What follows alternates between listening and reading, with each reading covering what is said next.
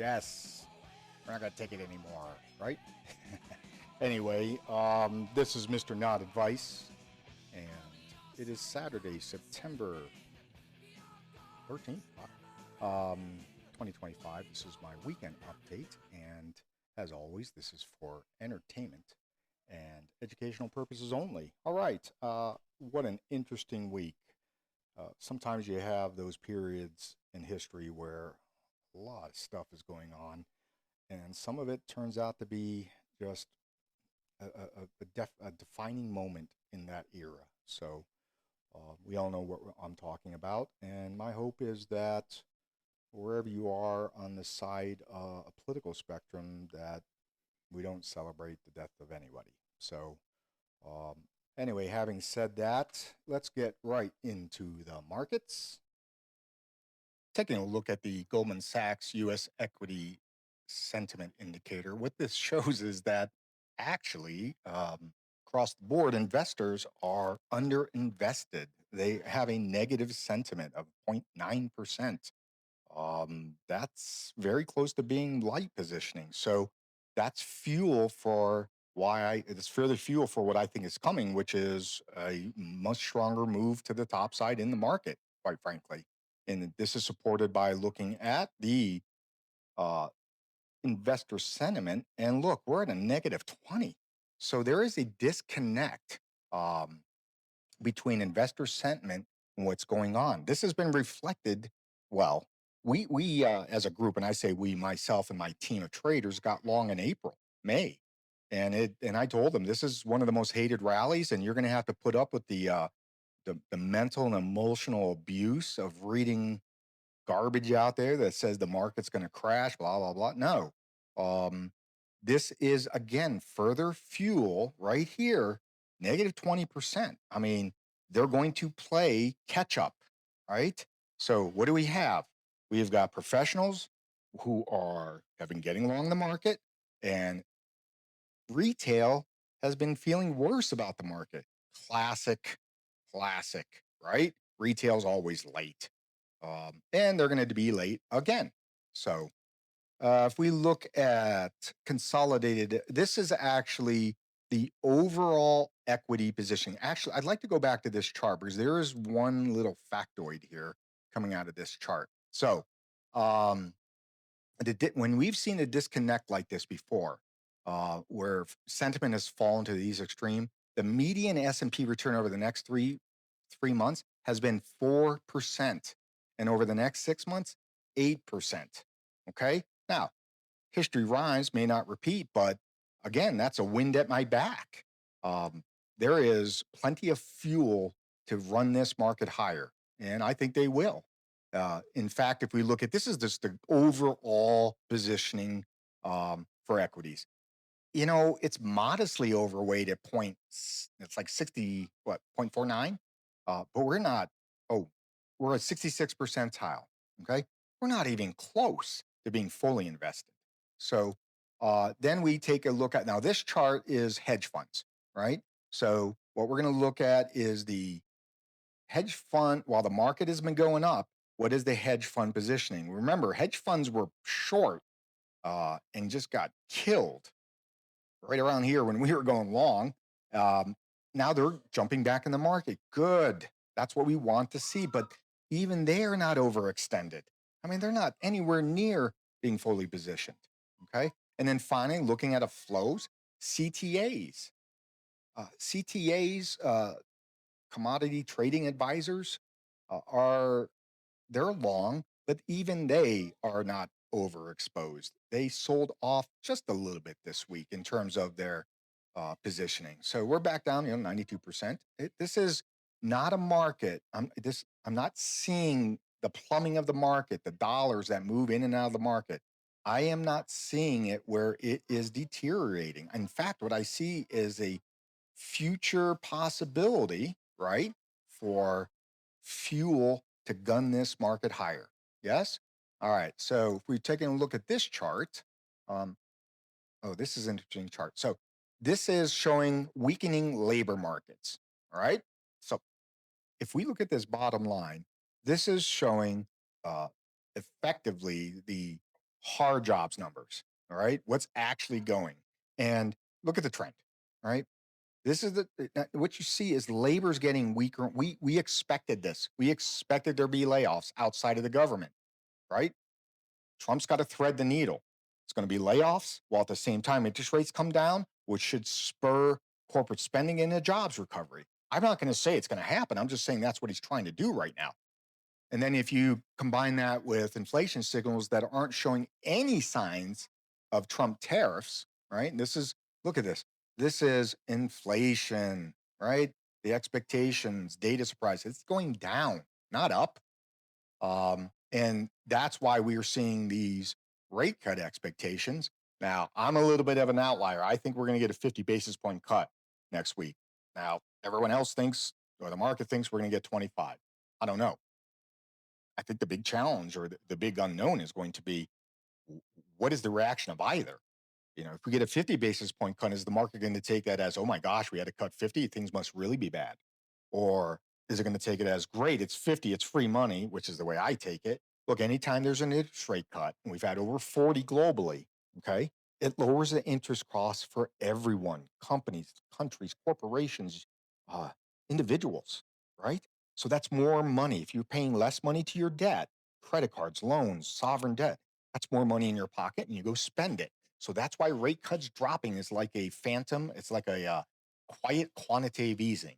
So rate cut odds, yeah, we're going to get a rate cut on this week when Powell makes their decision. I don't know how big that rate cut will be. I think it's 50, right? This is actually from Nomura Securities. Charlie McElliott points out that there are, well, his comment is traders were looking for a reason to profit take and did that this week. And then sort of got smashed on Friday. And they probably chased a little bit into the close. Okay. Let's look at our next one here. Ah, yes. So this is looking at the Mag 7 stocks. Obviously, they outperformed for the week, but so did the other 49.3. They were up for the week too. Not bad. Okay, when you get a rate cut, the initial cut in a cycle, because it's obviously they're going to do a cycle here, right? The light blue line, so we're going to say the first rate cut's here. The light blue line is if, on average, when the economy continues to grow, on average, 3 months out, they're over 5% higher. 6 months out, ooh, 5%, a little bit less, right? 9 months out, almost 10%, and then 12 months out, 15% higher. Okay. So let's look at just the mean between the economies that grow and the economies that have shrunk post rate cut. So this is historically. The mean even says 3 months out, yeah, you could be down, but it's not even a percent, maybe a percent. Okay. We look 6 months out, positive return +2, 9 months out, +3. So even on a mean, the market is slightly down to up. This is when the economy enters a recession within 12 months. I don't think that's going to happen because I think we've been in a rolling recession. So I don't think this line is valid.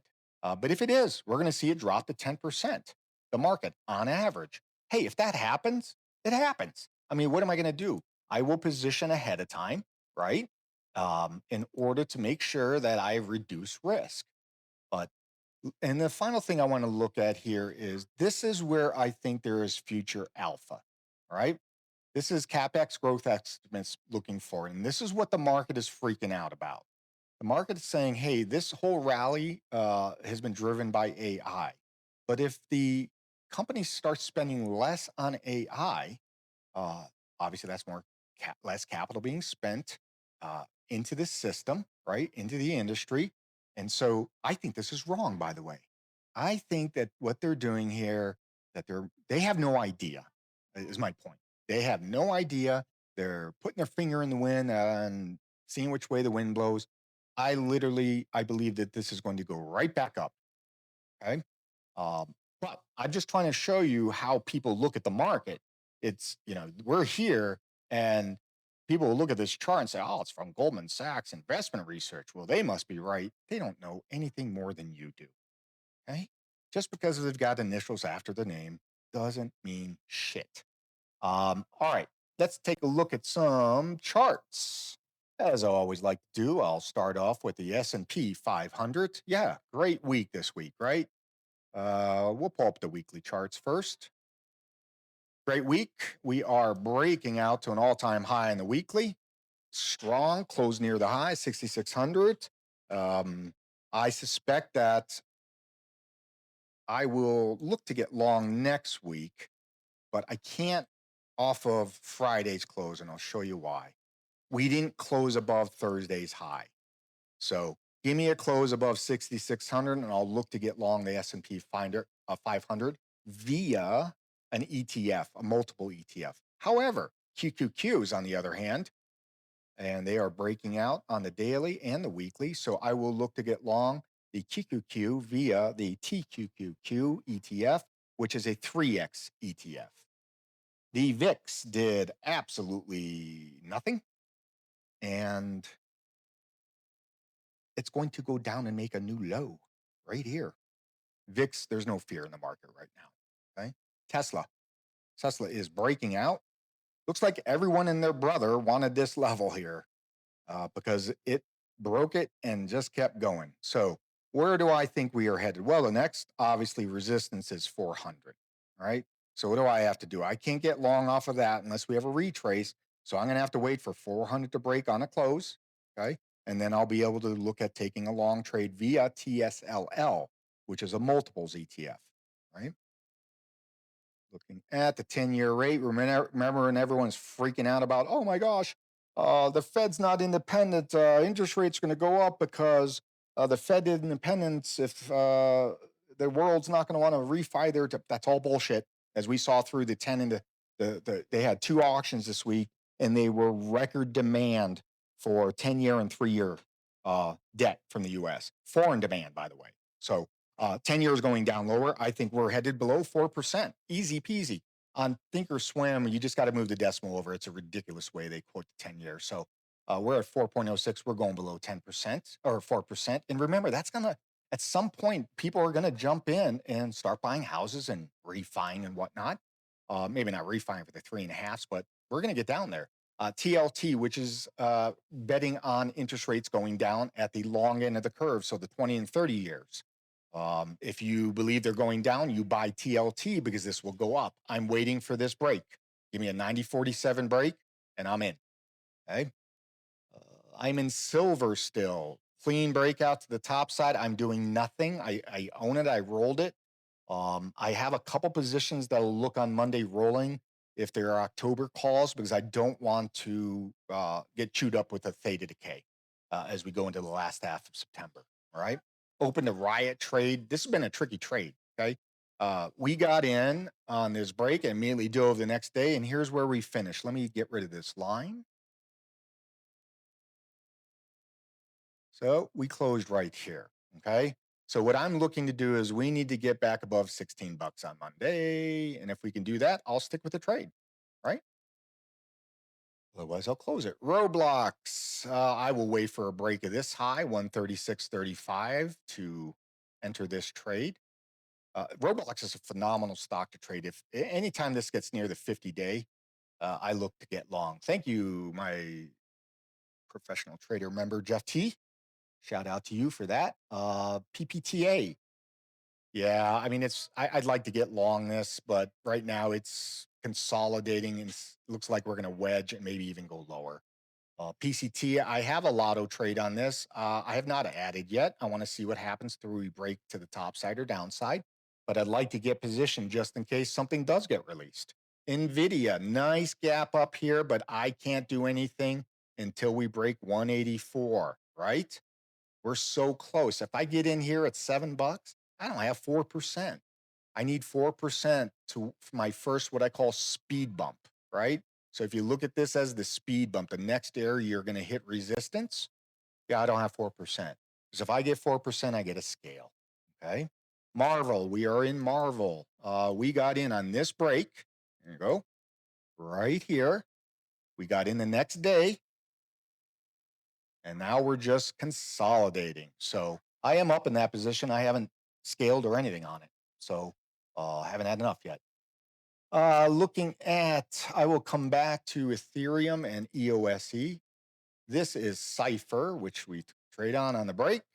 We do not have a scale yet, but this is I have a rule. Whenever a stock hits a 52-week high or a all-time high, then there is the chance for the stock to go 10% higher, and it happens 90% of the time. It happens very quickly. So break 11 this week, and you can see this a monthly candle. We are breaking an area that goes all the way back to October 21. Yes. So really like that trade. I will come back to BMNR also. BAC, Bank of America. I own this. I own leaps in this.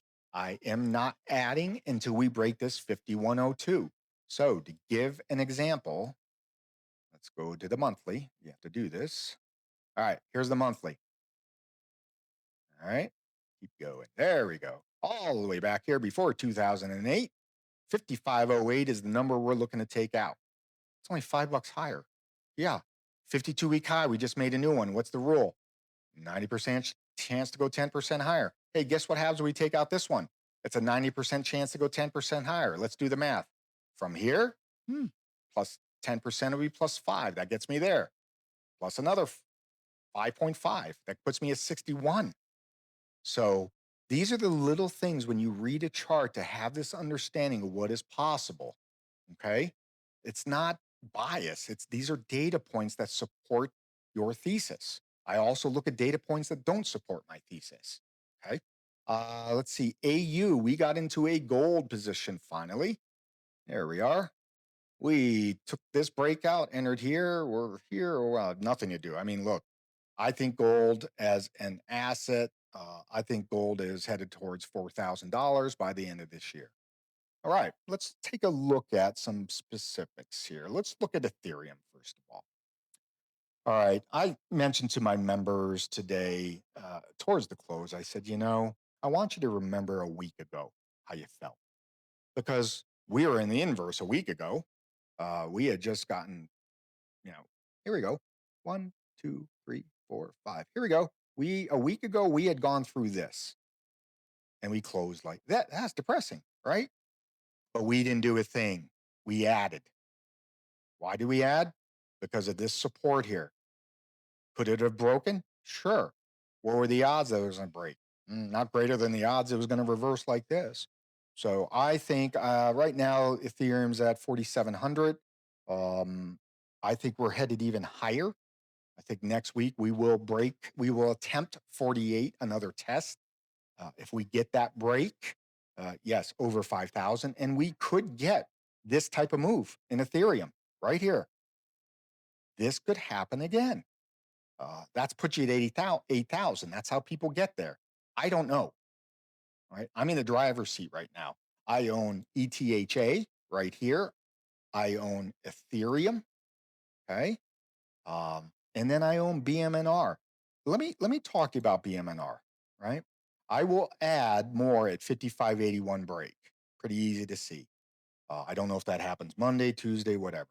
But I will say this, that the reason I went into BMNR is because there was a structural trade. There was going to be, in my view, very strong institutional demand for a product that retail doesn't like, by the way. Ethereum is hated by the coin people, and that's their bias, and that's why they're missing out on it. And that's why we got in when very few other people did, because I didn't have that bias, because I don't know a lot about digital. So it was just a trading vehicle for me. When we were down here, we actually added a call that we closed last week for profits. Now, if I held an extra day, we made 100%, only made 50% in a week.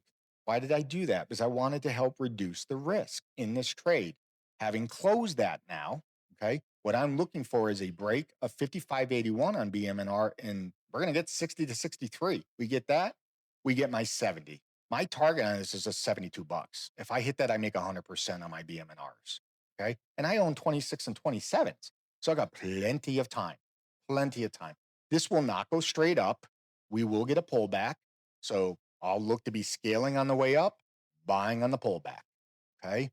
I am from looking. Oh, one of the things I wanted to show you all, if you are in BMNR, This is an incredible website. He does it free. It's called BM&R Rocks. And when you look at the site, you can actually, it's updated daily. It tells you everything you want to know about BM&R as it's related to its Ethereum holdings, where they are in terms of percentage of Ethereum held, cash, all the things that are important. Here's the one, you'll hear a lot about this MNAV, okay? As BM&R gains, I guess, attraction, this MNAV, right? The multiple to NAV, so what is the price, okay, trading at relative to the NAV? This was as high as, let's see here. We had an MNAV of 1.6 there and 1.76 there. So we've got, if we were at a 1.76, the stock would be at 68 bucks. Yep. So there is, without any big news, we've already had that type of expansion. But this is a fantastic website that, you know, I use quite a bit, and he does it for free. Great guy. Really great guy. All right, let's take a look at ENVX. Well, ENVX came out this week, and they announced that they were going to do a convertible debt offering. It's somewhat convoluted, as is everything they do, so I'll summarize it. As a shareholder, if you are one, you got screwed again, okay? While ENVX is chirping about the cost of their money being at 4.5%, when you add in the actual cost of doing the call strategy, it's north of 14%. Yeah, it's not cheap money. Here's the other thing they did, and if you've listened to me before, I've mentioned this, okay? If you're an investment bank, the last thing you want to do is try to do a deal for a company that's got multiple classes of stocks and warrants and convertible debt out there. It's messy. So all they have done is bastardize their capital structure, and I don't really understand what they think they accomplished, okay? Because now they have a bunch of cash, which I guess they alluded to they might do an acquisition, which they said would be accretive in 12 months. I don't believe a word out of their mouths. Why would anybody? I don't care if you're like, oh, I just think he's a good guy. I don't give a shit. I would not believe a word out of their mouths. Okay, I'm not saying it's intentional, but they are. The last 3 weeks have not been good for the shareholders, people. So yeah, I remain short it, and I think now that there is a convertible offering out there, I think the shorts are going to come in and completely short with abandon. Okay. On a side note, I see these posts on Twitter where people are talking about EOSE short position by the minute or ENVX or whatever. Hey guys, guess what? That's useless information. It tells you nothing. Here's why. As a clearing firm, so your clearing firm holds your positions, right? When you sign your new account agreement, you give them the ability to loan out your shares. They can do that for reasons that you can't even understand. Perhaps, this is an example, I'm not saying I've ever done it, they could make a lot of shares available for short to, I don't know, full retail, watch the number, okay, in order to perhaps put some downward pressure on the stock because they got a buyer to buy the stock, okay? But I see these people posting this shit on a minute basis. Guys, gals, it's useless information. Useless. It is short interest is what yesterday is today's gamma. 6 years ago, no professional trader I ever talked to talked about gamma like they do today. Okay? So my point is, look at the company. Let's get back to ENVX, right? I think the stock's going down lower. I think right off the bat, we're going to go down to $7. That's the next support right here. If we don't hold 7, it's easy. It's going to keep going down. I do not like when people lose money. I hate to see that. And I have been warning for 2 years, and Mr. Reyes has been warning for 2 years that the communication out of the company has not been consistently accurate, nor has it been true. They just flat out lie sometimes. So That is, look, there's 11,000 stocks out there, of which 8,000 are optionable. There are a lot of other cans you can put your money into, right? And in fact, as I posted, the flipping happened with EOSE flipping to the top side, as you know, looking at the other side. EOSE had a conference this week. First, they started off by releasing an announcement of software. Software allows the buyer of the batteries to actually manage the flow. I mean, this is incredible. Now they have a completely closed ecosystem. Then they had the conference on Friday. Incredible. Here's my factual takeaways. The gentleman on the stage with him represents one of the largest companies in Europe that also has signed a supply agreement to Amazon for hyperscale power, right? They're a hyperscaler. And he came as close as he could. I think what he said is, you know, we're in discussions with the EOSE and want to work with them. I think that we're going to get an order announcement. Maybe not from them this week, but I think we're going to get one. Let's remember last year around fall, and I was the one who said, DOE loan is done, and everyone's freaking out. And I made the comment, if the DOE, when they make that announcement, if they do another announcement, it will pulse the stock. They did 3, and it pulsed the stock. I think they're set up to do the same thing. They had the announcement on Monday. They had the conference on Friday. Let's see what happens on Monday and Tuesday and Wednesday in terms of news. I do expect something. I don't know. Technically speaking, we just took out, okay, a significant high. And if you look at the weekly chart, it's pretty cool. We took out a level that hasn't been breached since December of 2021, or 2021. Big time level, okay? What am I doing? Absolutely nothing. I haven't done anything. I haven't sold. It's one of my largest positions along with BMNR and Ethereum, and I remain long. I think this is probably the 3rd inning. I do not believe that my $15 price target is at risk. I think if they can come out, continue. Now, here's what they've done, right? Watch. So they come out with the bad news, you know, no CFO, blah, blah, blah, and it just kills the momentum. Remember this momentum that was building here? Right? And I said that. They killed it. Well, they're building it up again. Let's push this, okay? Because the last time they had a run from here to here, here to where we're at, I mean, this thing likes to run. So where do I think we could go next week? I think without a news announcement, if algos, I think algos are going to be triggered. Algos trigger off of headlines, price changes. This was a big one.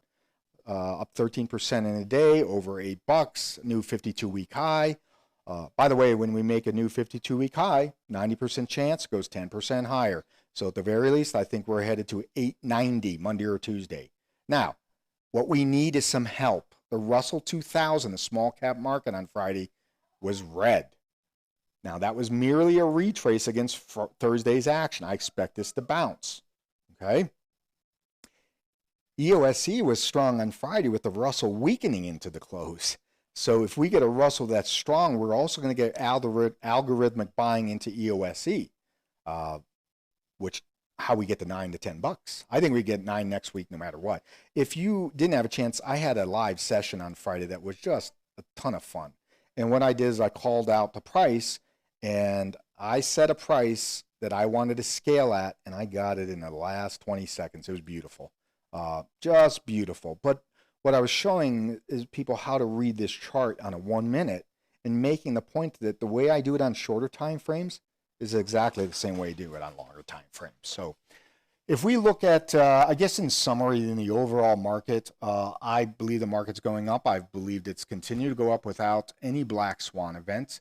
Black swan would be a term that was coined by or made popular by Nouriel Roubini, and it represents an event that's an outlier, not expected. Black swans aren't expected. However, what he found out is that black swans happen with a lot more occurrence than the human mind would like to admit. Why? Because we like order, and black swans are things that we cannot predict, and therefore we just pretend that they don't happen all the time. They do. They happen a lot. Okay? You ever hear of, this is a 200-year-old flood? Yeah, it happens like, what, every 5 years, a 200-year-old, flood. So I think the overall market's going higher. My members and I are just super excited because a week ago our portfolios were a little bit worse off. But we follow the charts, we follow the the price levels as I teach. Oh, I did want to share that. One of the things that I've started is something called a Century Club.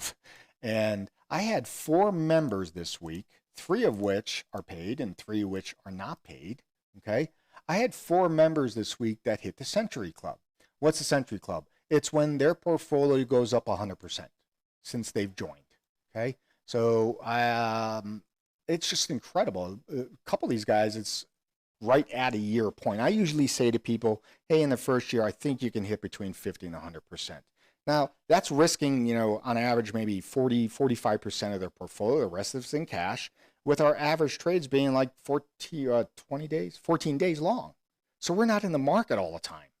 So I am not trying to sell my program. I am telling you that if you want to learn, at least check out the Discord, because I've got free members in there, as you can see, that are also up 100%. So this is in addition to my other members who have retired. I would encourage you, if you have questions, to please email them to me at theboss@mrnotadvice.com. Also, I have my brand new website being released this week.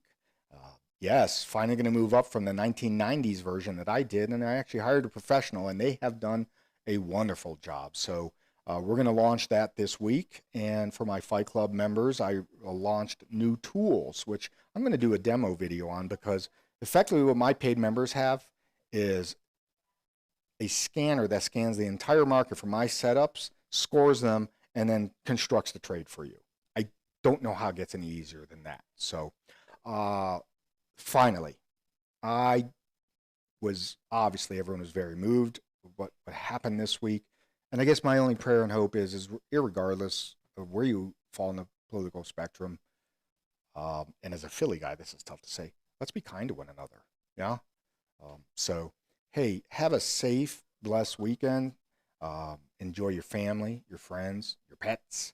And I'm looking forward to next week. I think we may have started our little Christmas celebration early, my team and I, meaning that we may have some pretty good gains over the next 2 weeks, since our 2 largest positions look like they are wanting to start to run.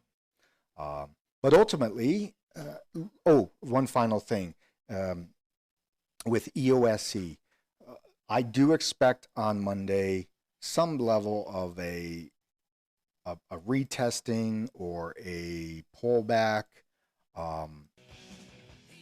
because of this candle. Look at this. It's a big candle, right? So usually what we do is we get a 50% retrace. Yeah? So this could come back down to 776, 750 intraday, right? I'm not going to be a seller. I believe, and I think the momentum's there to get this thing above 10 in the next month, and then over 15, up to 15 by the end of the year. So, hey, have an awesome weekend, and I'll see you in the room next week.